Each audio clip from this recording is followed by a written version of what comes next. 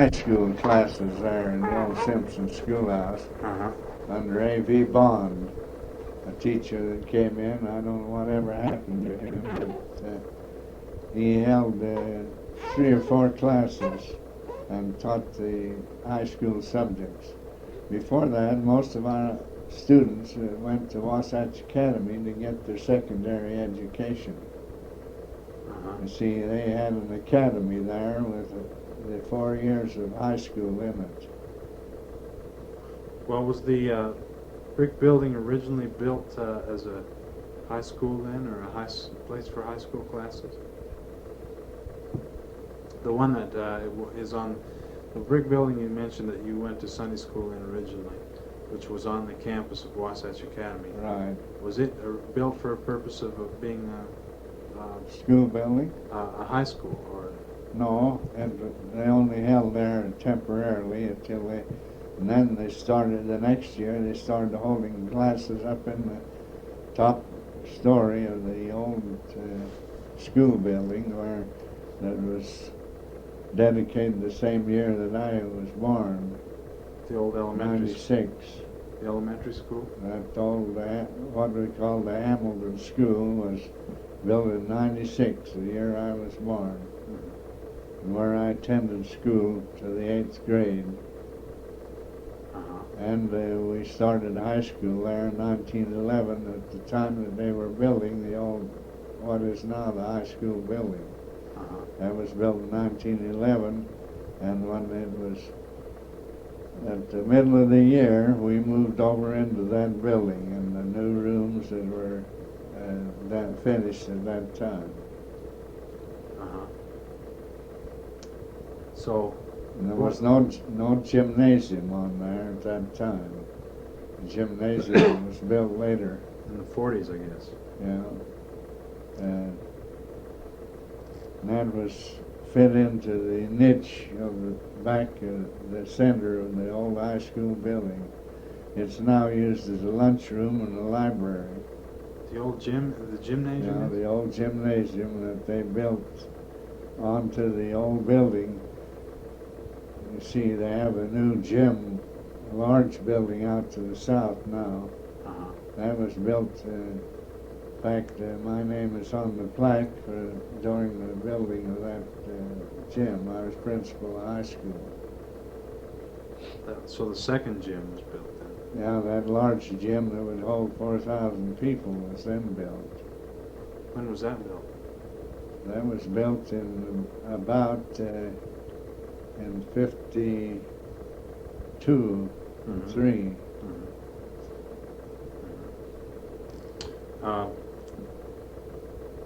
Then what was the original purpose of that old brick school building where you used to go to Sunday school?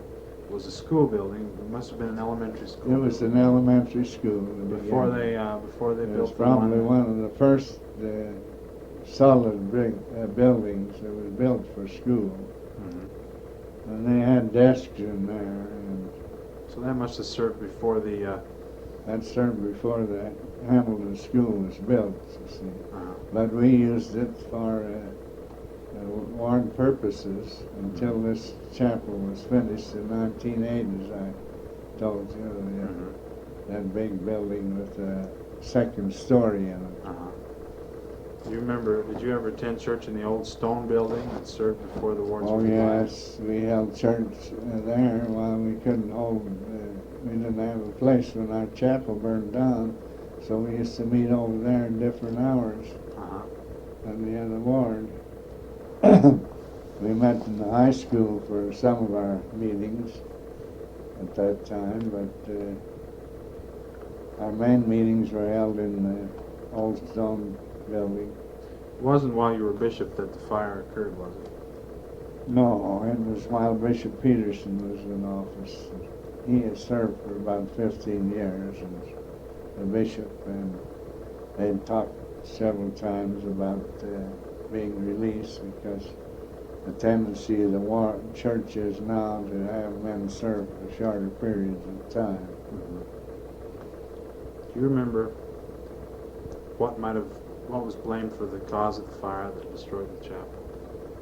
Well, the best the information they have is that the furnace down below where the fire originated, there's some explosion of some kind that caused the fire. See, we had an addition on the back of the church, and that's the furnace room was under that place. And the old boiler there, I guess, it served as long as it could. That was burned down the same year as Illinois was born.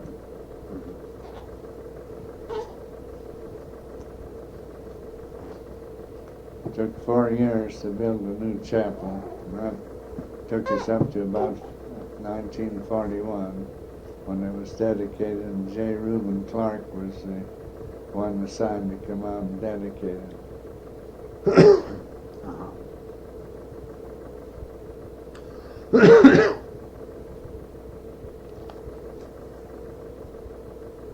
But I guess members, you mentioned average attendance was very low. Did that have to do with the fact that members just didn't see that it was necessary to attend every meeting, or were they totally inactive? Was it a different attitude about getting to every meeting? Why do you suppose that it was lower then than it is now? Well, there seemed to be an attitude of carelessness there. As it grown over the years until the attendance was in several of the wards, there was only about 7 and 8% that were attending regularly. But that didn't mean that the rest of the members considered themselves inactive. No, they came occasionally and to funerals and things like that. But the activity, the increased activity, I think, came with a change of times, and people became more interested naturally in church, and they had more young people taking part. You remember that was bound to increase the activity of people when they were given things to do. They were involved. They were involved and that made better servants out of them. You mentioned that the building in 1908, you mentioned something about the effort that went into it. Was that quickly built or poorly built, or was it? It was built well enough, but of course the planning was not modern enough. Not up to date, and it was really awkward. Then you said that the Sunday eggs, was that like building fund? Was that a way of... Yeah, that added to the building fund. Was that kind of used various ways of... At that time, you see, nearly every family in the ward had a chicken house and raised chickens. And to take the eggs from one just Sunday, that would make quite a help. And every Monday we'd go around and gather up the Sunday eggs. It seems like a pretty good idea. Yeah, I wonder if we could try something very like good that today. I don't know what it would be though. Now Wasatch Academy was there then from early years. Remember when it first came about and why? Did it have anything to do with those rebellious Swedes in the northwest part? Yes, I think in a way it came as an answer to their demands for another school, and of course that was rather important to the education of the people, because it gave them a high school there in town, and some of the people who had little means, they could go to school there rather than go down to Ephraim to school. See, a lot of our people used to go down to Ephraim to school. So you said that it was actually less expensive to go to Wasatch than it was to Ephraim to school. Yes, because they had to board out if they went down to Ephraim. Uncle Tim's family went down there, and as a consequence, the two older girls got married down there. You mean he moved down there just so he could be near the school, the secondary No, school? no, the girls, the young people went down there and boarded out, see, in the homes of the people in Ephraim. And as a consequence, these two girls met men down there and they married. Dorcas met Harold Sorensen.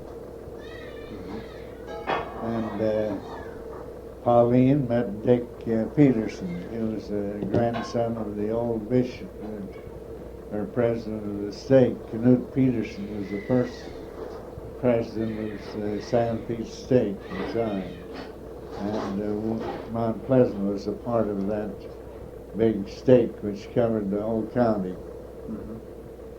But then later, of course, President C.N. Lund was made president of the North San Pete state, which included Moroni, Fountain Green, and Chester, as well as Fairview and Mount Pleasant and Spring City, Indianola. And there was another chapel up there.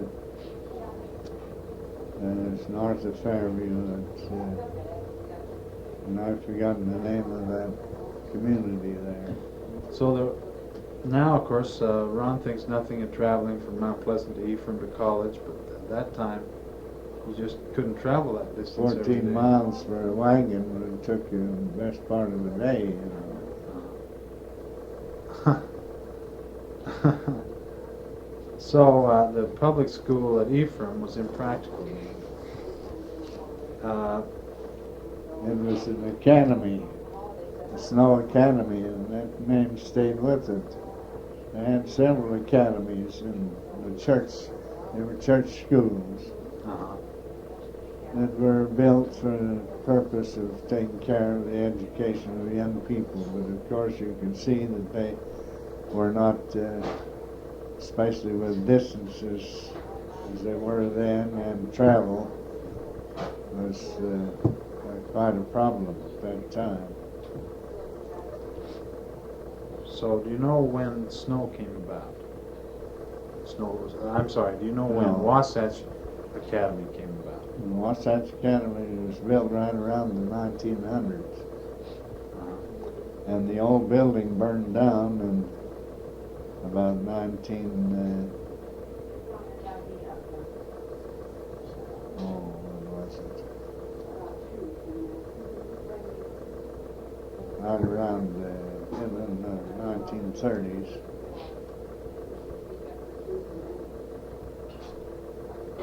They did charge a tuition to the local people, I guess. Yes, they charged the tuition. Lois went to kindergarten in the Wasatch because they didn't have any in the school. They didn't have any kindergarten? And because she was born in December, and that would mean that she would have another year to wait if she went to the regular schools. But because we sent her to kindergarten, she went right into the first grade when she was 6 years old.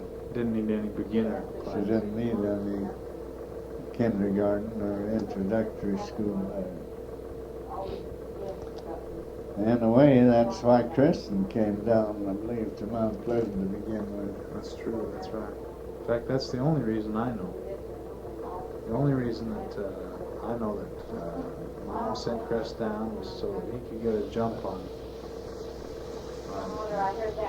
Of course, it was nice that he had a chance to associate with his grandparents, but he missed his parents.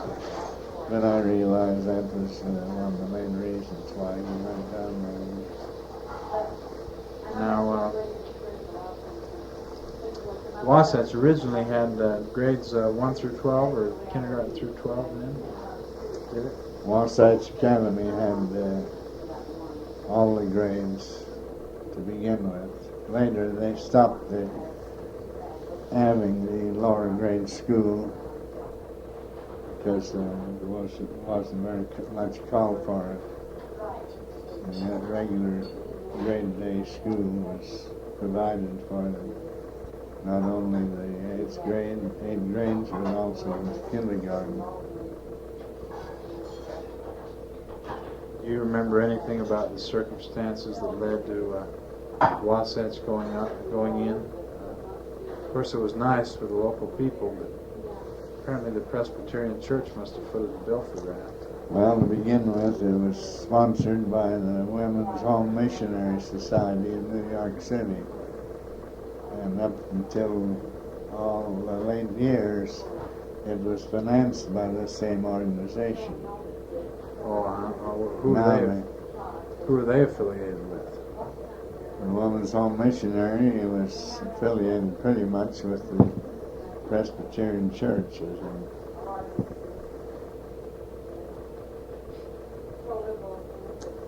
Did I cut you off when you were going to say something about them? No. There wasn't necessarily anti-Mormon feeling there then. No, Just, some of that was exercised. For instance, one of Ruth Jones's children went to I don't know whether it's a Bible school or one of those younger classes of school. And the minister, of course, who was a minister of the church across the corner, was also taught at Waspatch in these classes. And at one time he got a little bit worked up about his prejudice against the Mormons, and he said the Mormons here believed that Joseph Smith was the prophet of God, and he had visions telling him that churches were wrong, that he should be the beginner and originator of a new church. And all of these things are lies, they're not true. Well, this little Neil Jones, he stood up in the class and raised his hand and he said, I want you to know that things you're saying are not true. And the minister said, how do you know they're true? That the Mormon church is true? Because my mama said so. And my mama's never wrong. I wonder if that set him back a little. Well, I was a little child, you know.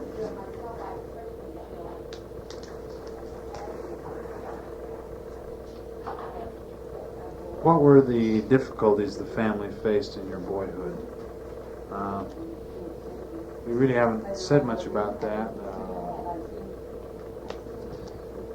I'd say that the youth of my time were very fortunate in having the families that they had, and because they were great strength, the children with each other and the parents, they were well bound together. There's a great love that existed, and one of the strong points, I think, of my youth and the family was this, that in the family all the people were needed to work, because most families didn't have very much money, and weren't wealthy in that sense. But they had to work for everything they had, and they provided most of the things that they had in the home, both in food and even to begin with, clothing. They did a lot of sewing of clothing and even the weaving of clothing and cloth. And that was bound to make a better provision. They had talk about home nights. There were many home nights in those days. And they lacked what they have today, a special outline and guide for them to help them out. There's one thing they lacked. And it is until just these recent years that the church has provided a definite outline program for families in the home. And that strengthened been a help too, binding the home together in these home evenings, which have been held recently in the church. I think that's one of the strongest features about our church today is the home evening program. That's true. And I know that there were family home evenings, good ones, without quite the organization that they have today. But the organization They used to have popcorn popping in the home and rolling it into popcorn balls and making of honey candy. I remember in my day how we used to make honey candy, boil it in a frying pan, and then with the help of a little lard or grease, and take it up in their hands and stretch it. I don't know whether you ever heard that done or not. Yeah, I participated in that one. Uh-huh. But we used to do quite a lot of that in making of candy. In fact, that's a major part of the candy we had in our childhood days. Was there, did you have home evening pretty regularly, or was it? No. Of course, as I started to say, more of the evenings were spent at home than they are now. I'm sure. Most of them were, except the MIA night when they would go to, the boys would go to MIA to meet the girls, probably. And especially on Sunday nights when they had special Sunday evening.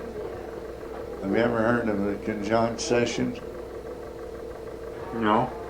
Well, Sunday evening, about once a month, they had what they call a conjoint session when the mutuals, both young men and young women, would meet together and present a program. That was a Sunday evening program to begin with. The sacrament meeting was always held in the afternoon, 2 to 4.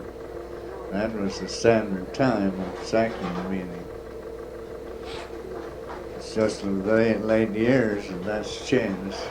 It sounds then like conjoined sessions were the forerunners of firesides of today. Well, conjoint sessions, as I say, was when the boys would go to these meetings in the evening and meet the girls there.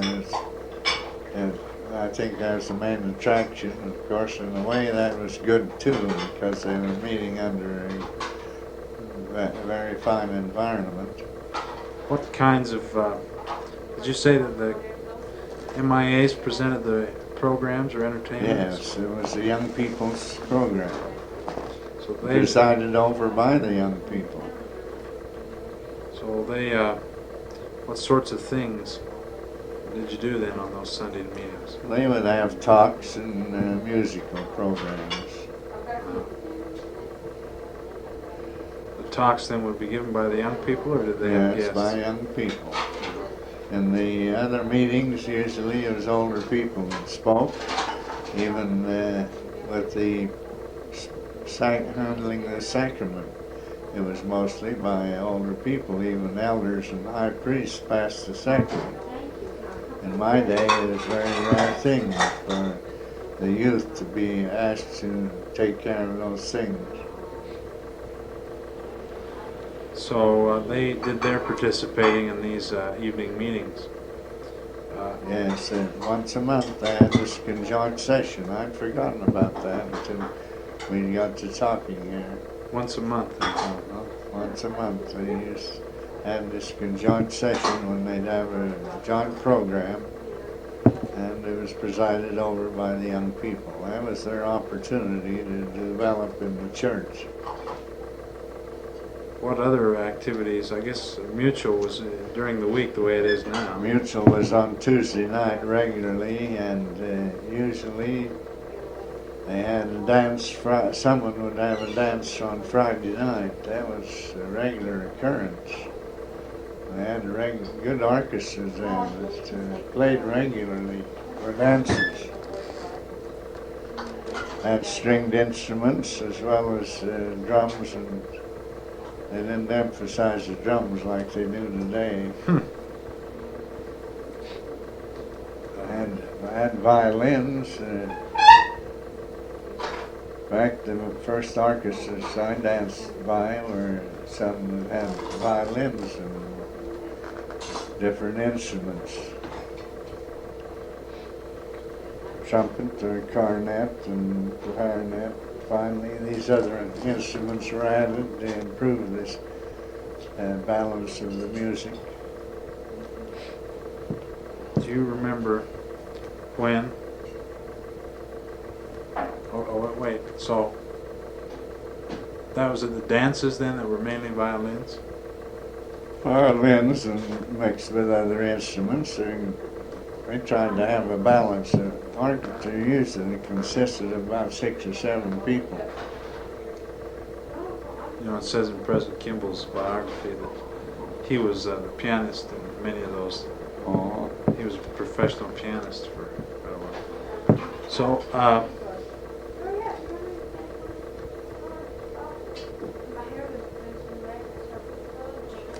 were there any other difficulties that the family, any difficulties that you can think of that the family faced in your boyhood? Well, to begin with, of course, you would know that we never had any theaters. Only traveling troops that came through. I distinctly remember some of those. And the high schools then began to function a little and to provide some activities of that kind, like plays and so on. And very often the teachers would be part of the faculty would enter in and become part of the play. I remember when P.M. Nielsen, our high school principal, was acting in a play in the old opera house. We had what they called the opera house in Mount Pleasant. And traveling troops coming through would find a provision, you know, to one, they charged admission to those things, and of course they made money that way. But show people were looked upon a little like askance, you know what I mean? Still are, aren't they? They're still the forerunners of moral decay. Well, at that time, it was, if anyone would go out with one of these show people, they were talked about. Yeah. But more and more, as the schools came into activity and the mutuals, the churches began to produce plays and so on, they had little more or less use for these already prepared affairs that were traveling through. When do you first remember the church through the MIA or whatever producing a play or a road show, or do you remember anything like that?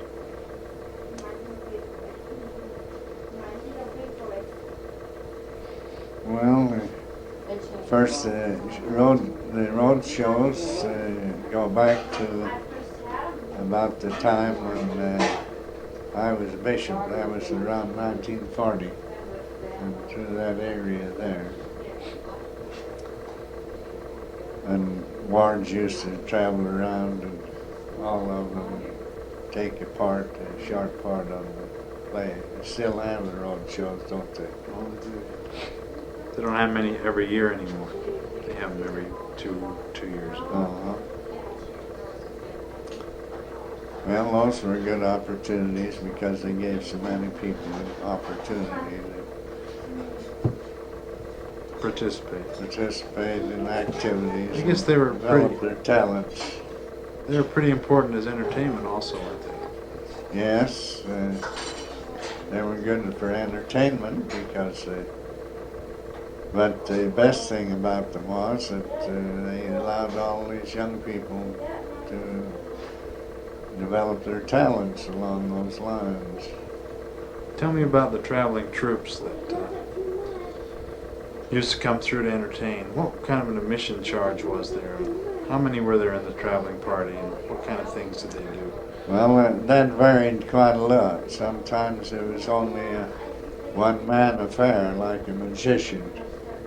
We had magicians come through, and in fact, one of them came through. He hypnotized one of our local drunks and laid him in the as advertising in the